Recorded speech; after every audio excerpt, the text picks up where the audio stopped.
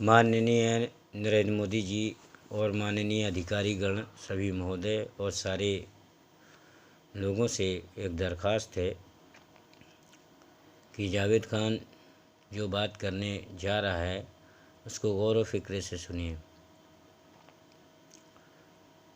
जब माननीय prime minister के साहब के साथ इतना बड़ा हादसा हो सकता है तो सोचने वाली बात है कि उनके साथ जो हैं उन पर किस तरीके हो रहा होगा। मैंने ये बात कही थी कि मेरे ऊपर लोहिया पुल के नीचे बाकायदे चाकू वार हुआ था और कई बार ये घटना हुई, लेकिन हम हमेशा खामोश रहे। लोगों से बताया, बाबूलाल चौराहे में वासी भाई लोगों से भी को भी मालूम था सब कुछ। उन्होंने भी कभी गलत नहीं बोला, हमेशा सच बोला। यहाँ तक कि मेरे साथ जुल्म लोग करते रहे, लेकिन मैंने किसी के साथ जुल्म नहीं किया। वजह ये थी कि हम जुल्म नहीं करते, पर हमारे साथ जो जुल्म लोग कर रहे थे वो जुल्म एक ऐसा जुल्म था कि अब हम आपसे क्या बताएं। आजकल तो मैंने आपसे बताया था कि मुंबई के अंदर एक ऐसा रूल्स चल चुका है कि किसी का भी चेहरा बनाकर बाकायदे लगाया जा सकता है, और लोगों ने ऐसा कार्य भी किया।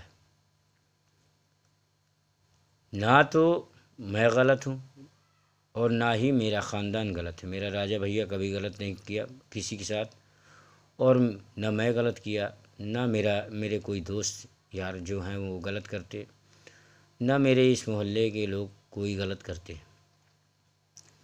गलत जो लोग करते हैं कानून को खुला धोखा देते हैं, और कानून बाकायदे इस बात को नहीं समझ पाते। वजह कानून को भी वो घुमा फिरा कर गेम खेलते हैं, लेकिन हमें गेम से क्या लेना देना। सवाल ये उठता है कि जब माननीय प्राइम मिनिस्टर साहब के साथ इतनी बड़ी घटना, दुखद घटना हो सकती है, जैसे इंदिरा गांधी के साथ हुआ था, और इसी तरीके श्रीलंका में प्राइम मिनिस्टर राजीव गांधी के साथ हुआ था कि बट मारी गई थी, और इसी तरीके संजय गांधी के साथ हुआ था। इसी तरीके जो है मैंने कहना चाहिए कि सीडीएस साहब के साथ हुआ कि घटना स्थल पर जो है तो उनकी डेथ हो गई। मैंने कहना चाहिए हर चीज़ को इंसान देख रहा है, फिर भी अपने देश में सेफ नहीं। वजह ये है कि नीचे से ऊपर तक जब लोग घूसखोरी में बैठे होंगे और देश को अंदर से खोखला कर रहे होंगे तो कहाँ देश सलामत रहेगा। हमें सबको सिस्टम बदलने होंगे और सच्चाई राह के सिस्टम पर ही चलने होंगे, और साथ साथ सत्याग्रह भर से देश आज़ाद नहीं हुआ। देश हर तरीके से आज़ाद हुआ है, बाकी ये देश तो हमेशा कुर्बानियाँ मांगता रहा है, और आज भी मांगेगा, कल भी मांगेगा, आगे भी मांगेगा। तो जो लोग देश के सच्चे देश के सिपाही होते हैं या सच्चे देश के फौजी होते हैं, वो अपने देश से गद्दारी नहीं करते, क्योंकि उनकी शपथ वो ऐसी होती थी जिन शपथों की बात दिल में उतर जाती है, और उसके माध्यम से अगर हमारा बाप भी मुजरिम हो तो उसे भी लोग नहीं छोड़ते। क्योंकि कानून का मादा ये कहता है, और देश के फौजी का मादा ये कहता है कि वतन से गद्दारी करने वाले का सर काट दो। सवाल ये उठता है कि ये हिंदुस्तान में जो बॉर्डर पर फौजी रहते हैं, अपने देश के लिए लड़ते हैं, मरते हैं, उनका ख़ानदान क्या केंद्र में सलामत है? माननीय एपी अब्दुल कलाम साहब, जिन्होंने सारी दुनिया को सच्चाई और ईमानदारी की लगन दिखलाते हुए हर कार्य किया और देश को ऐसी बड़ी सौगात दी कि आज पूरे विश्व में उनका नाम है।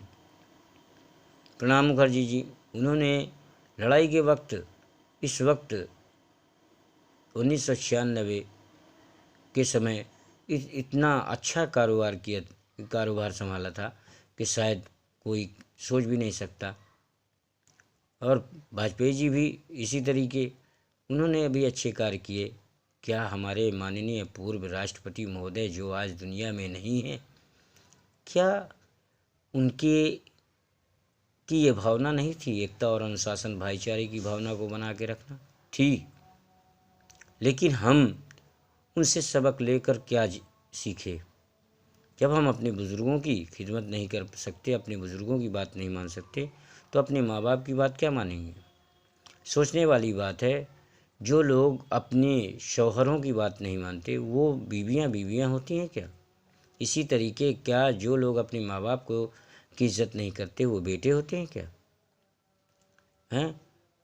हमारे कहने का मतलब ये कि सच्चाई और ईमानदारी की लगन को कोई नहीं पाता। और एक बात याद रखिएगा कि शिक्षा के माध्यम में सबसे अच्छे टीचर होते हैं जिनके बच्चे, कोई तो मास्टर, कोई फौजी, कोई पुलिस वाला, कोई कुछ ओहदा प्राप्त करता है, लेकिन अपने सम्मानित टीचरों को भी लोग जो जलील करते हैं, हम ऐसे लोगों से भी मुंह मोड़ लेते हैं। क्यों?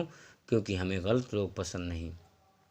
इसलिए हम ये चाहते हैं कि देश से गद्दारी ना करें, बल्कि एकता और अनुशासन भाईचारे की भावना और कौम की एकता को साथ में लेकर चलें, क्योंकि हिंदुस्तान हमारा है और हम भारतीय हैं और भारतीय देश के सपूत और देश के बेटे हैं।